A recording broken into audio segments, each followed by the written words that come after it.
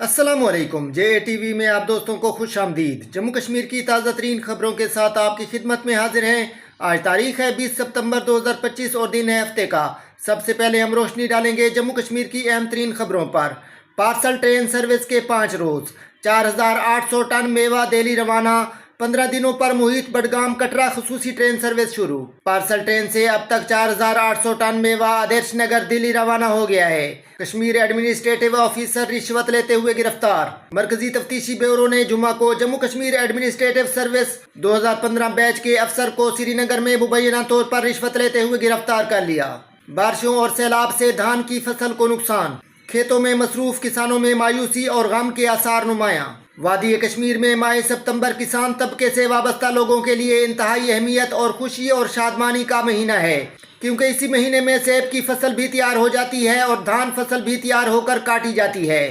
ताहम इमसाल जहां कौमी शाहरा कई रोज बंद रहने से मेवा सनत से वाबस्ता काश्तकार परेशान हैं, वहीं धान फसल उगाने वाले किसान भी मायूस नजर आ रहे हैं, क्योंकि हालिया सैलाब और खराब मौसमी सूरत हाल ने कई इलाकों में इस फसल को बेतहाशा नुकसान पहुंचाया है। नेशनल पेंशन स्कीम को लेकर एक बहुत बड़े नियम में बदलाव किया गया है। 1 अक्टूबर से ये नियम बदल जाएगा। पेंशनर्स के लिए इस वक्त की सबसे बड़ी खुशखबरी आई है और इसका बहुत बड़ा फायदा भी मिलेगा। कैसे, हम आपको इस वीडियो में बताएंगे। Pension fund regulatory and development authority यानी कि PERDA ने नेशनल पेंशन सिस्टम यानी कि NPS को लेकर एक बहुत बड़ा बदलाव किया है। अब 1 अक्टूबर 2025 से NPS के गैर सरकारी सब्सक्राइबर्स अपनी पूरी पेंशन रकम को 100% यानी कि 100% इक्विटी यानी कि शेयर बाजार से जुड़ी स्कीम में लगा सकेंगे। अब तक इक्विटी में निवेश की सीमा 75% थी, लेकिन इस नए नियम के बाद यह लिमिट हट जाएगी। इस बदलाव का मकसद है ये कि सब्सक्राइबर्स को ज्यादा आजादी मिले और वे अपनी रिटायरमेंट की बचत को अपनी उम्र, जरूरत और जोखिम उठाने की क्षमता के हिसाब से बेहतर तरीके से प्लान कर सके। अभी तक NPS में निवेश करने वालों को सिर्फ एक ही तरह की स्कीम चुननी पड़ती थी, चाहे वो टियर 1 अकाउंट हो या टियर 2। आपको ऑटो चॉइस या एक्टिव चॉइस में से एक मॉडल लेना होता था और इसी के हिसाब से पूरे रकम लगानी पड़ती थी। लेकिन अब नए MSP यानी कि मल्टीपल स्कीम फ्रेमवर्क के आने से सब्सक्राइबर्स अपनी पेंशन की रकम को अलग अलग स्कीमों में बांट सकेंगे। मतलब ये कि आप अपनी उम्र, जोखिम उठाने की क्षमता और जरूरत के हिसाब से अपनी निवेश राशि को अलग अलग हिस्सों में बांट सकते हैं। जैसे कोई युवा निवेश अपनी पूरी रकम इक्विटी यानी कि शेयर बाजार में लगाकर ज्यादा रिटर्न पाने की कोशिश कर सकता है।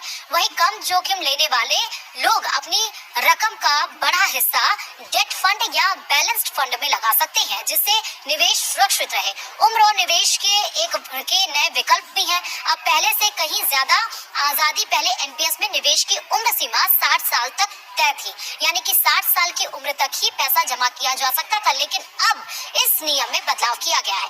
अब सब्सक्राइबर्स चाहे तो 50 या 55 साल की उम्र में ही अपनी पेंशन की रकम निकाल सकते हैं। वहीं अगर कोई निवेश जारी रखना चाहता है तो वह 60 से 75 साल की उम्र तक भी पैसा जमा कर सकता है। ये बदलाव खासकर उन लोगों के लिए है फायदेमंद होंगे जो प्रोफेशनल्स, सेल्फ एम्प्लॉयड या कॉर्पोरेट सेक्टर में काम करते हैं। उनकी जरूरतें और प्लानिंग अक्सर अलग होती हैं। अब उन्हें अपनी उम्र, कामकाज और भविष्य की जरूरतों के हिसाब से पेंशन की बचत प्लान करने की पूरी आजादी मिल जाएगी।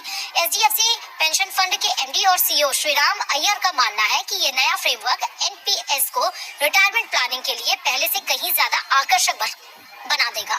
उन्होंने ये भी कहा कि 100% इक्विटी में निवेश का विकल्प और 15 साल बाद पैसा निकालने की सुविधा खासतौर पर युवा निवेशकों के लिए काफी फायदेमंद साबित होगी।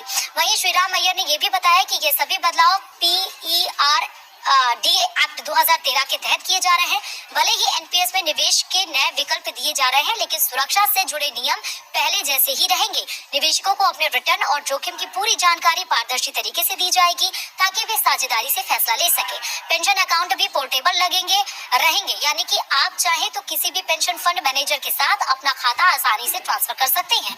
सबसे जरूरी बात यह है कि जब भी आप अपना पैसा निकालेंगे तो कुल राशि का कम से कम 40% हिस्सा एन्युटी में लगाना जरूरी होगा। इससे आपको रिटायरमेंट के बाद एक तय मासिक या सालाना आय मिलती रहेगी।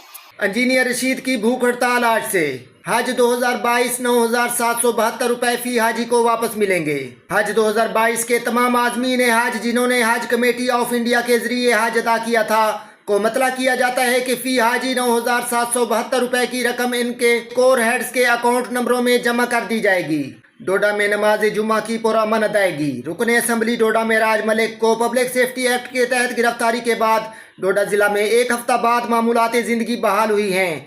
जुम्मा की नमाज भी पुरअमन तरीके से अदा की गई। इंतजामिया ने एहतियाती तौर पर उनके आबाई इलाका में सिक्योरिटी फोर्सेज और पुलिस की नफरी को तैनात किया गया। रियासी में ड्रग माफिया के खिलाफ कार्रवाई तेज करने की हिदायत। डीसी की क़यादत में NCORD इजलास, आगाही प्रोग्रामों पर जोर। जम्मू में बैनुल रियासी मंशियात फरोश गिरफ्तार, बड़ी मिकदार में गांजा बरामद। पुलिस मंशियात के खिलाफ क्रैकडाउन में एक अहम कामयाबी हासिल करते हुए जम्मू पुलिस ने एक बैनुल रियासी मंशियात फरोश को गिरफ्तार करके उसकी तहवील से भारी मिकदार में गांजा जैसा ममनुआ मादा बरामद कर लिया। दोस्तों, ये थी आज की ताज़ा तरीन खबरें। मजीद ऐसी वीडियोस को देखने के लिए हमारे चैनल को सब्सक्राइब करें। वीडियो को देखने का बहुत शुक्रिया। अल्लाह हाफिज़।